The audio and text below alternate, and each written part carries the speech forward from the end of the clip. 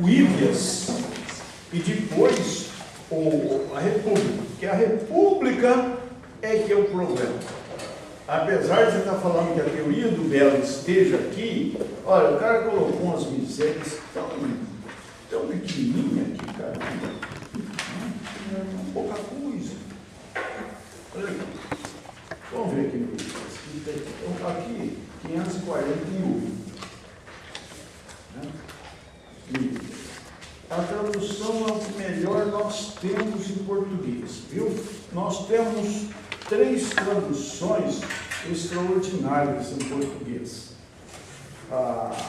Esta do Carlos Alberto Nunes, que eu infelizmente não conheço diretamente, viu?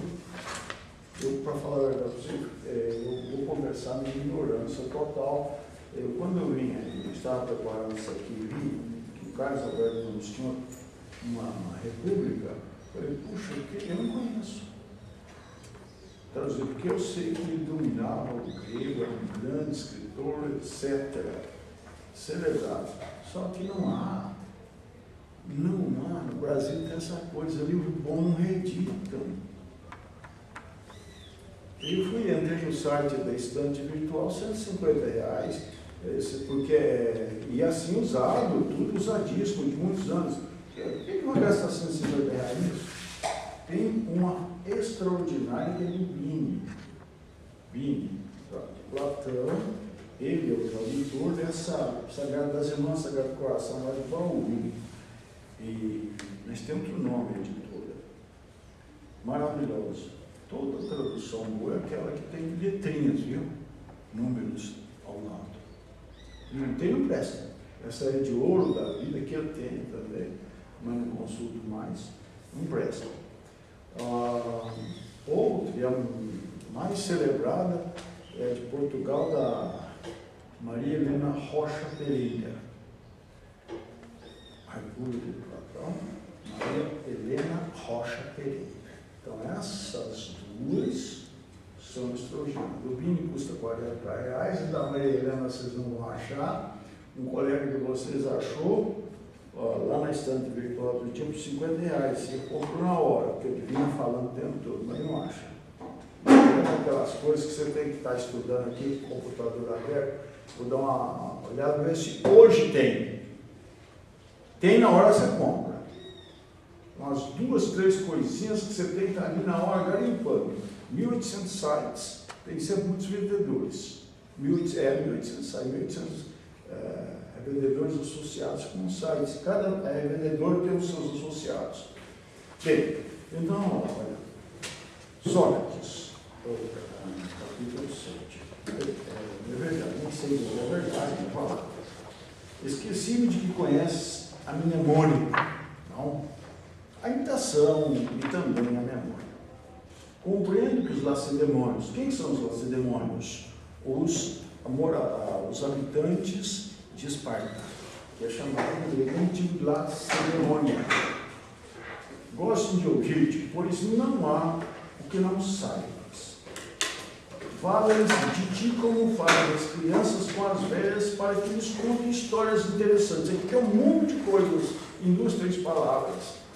Por quê? Primeiro, quem? Olha bem, pois não há o que não sabes. Uma ironia tremenda.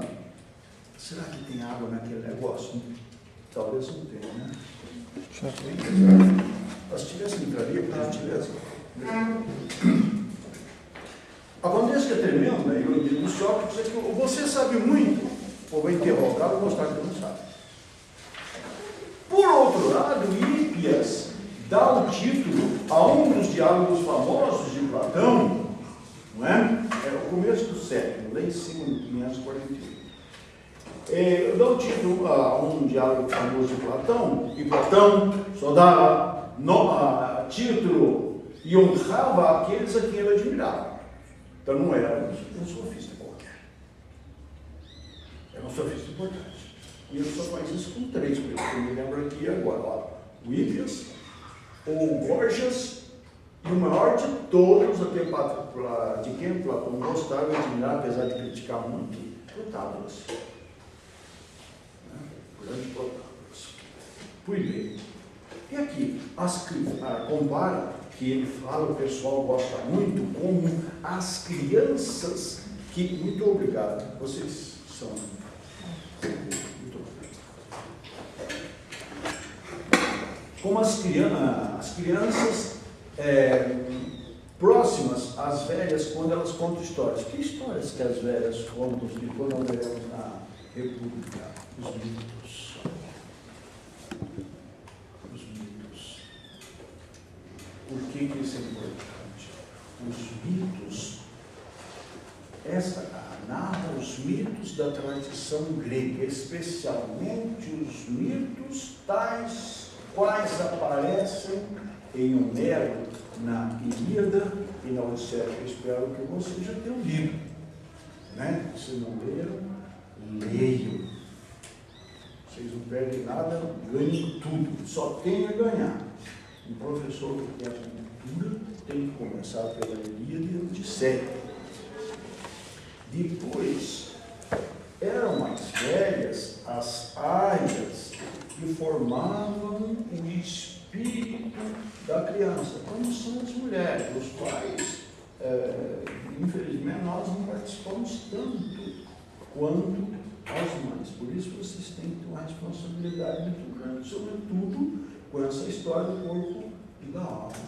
O menino pode ficar pelado, a menina pode. Você elogia o genitalzinho do menino, o elogio da menina. Tem que absolutamente assim. O menino cresce orgulhoso do corpinho dele e ela do corpinho dela. Começa tudo lá em casa. Isso é fundamental, jovens. É fundamental. Então, aqui as velhas, as maias, as mulheres do chão. A Hípias, Sócrates falando disso. Hípias, é isso mesmo, Sócrates. Os erros, ou seja, o cara trocado, sei muito. Ainda recentemente falei isso, o povo, né? Com grande êxito, olha bem, quem que vai falar um troço desse, se eu der uma conferência e a coisa for boa, eu vou falar o que é isso? A respeito das belas ocupações, começa a achar um negócio, hein? Aqui os moços devem aplicar-se acerca do escrever um discurso admirável, sobre muitos aspectos, mas principalmente pela escolha dos vocábulos. O termo geral do começo do discurso é mais ou menos o seguinte: depois da tomada de Troia, que livro está escrito isso? É Ilíada. Ilíada que narra a guerra de Troia. Conta-se na minha história que Neoptólemo, que é, salvo engano, filho de Aquiles. A Nestor, que é o velho de quem Aquiles gosta muito e a quem ele ouve. E que está na Ilíada, ele não luta mais, porque está muito velho. Quais seriam as ocupações mais indicadas para o jovem que almejasse alcançar a fama? Seguindo, estou respondendo das mais variadas e acertadas indicações. Foi essa oração que lhes apresentei e que pretendo repetir aqui depois de amanhã na escola de Filóstrato, que é um sofista da época e colega de Hípias, que também era um sofista, que falava bem, como vocês estão vendo aqui. Além de muitas outras composições dignas de ser ouvido. Fui convidado por Éldico, filho de Apimanto, o filho de uma grande figura grega da época que tinha muito dinheiro. Porque só os ricos de então, né, e até no Brasil até pouco tempo, podiam, ainda hoje pode enviar os filhos às grandes escolas. Né? Vê se compareces também, leve outras pessoas capazes de julgar o que eu. Agora vai ser Sócrates que fala, começando já diretamente o nosso tema. Falei assim mesmo, se Deus quiser. Eu não sei como é que o Benedito traduziu o grego, aqui se Deus quiser, ainda mais Deus com maiúsculo. É tudo por importância. Porém, agora responde a uma perguntinha sobre isso mesmo. que em boa hora me fizeste lembrar. É Sócrates falando, viu? O sentimento, meu caro, alguém me pôs em grande acuso. Olha a diferença entre Sócrates, que não sabe, e o que sabe afirma não ter certeza, e Hippias, que tem segurança de saber, sem saber. Qual a diferença que já vai apresentando por Platão? Claro. Sócrates também é Platão, viu?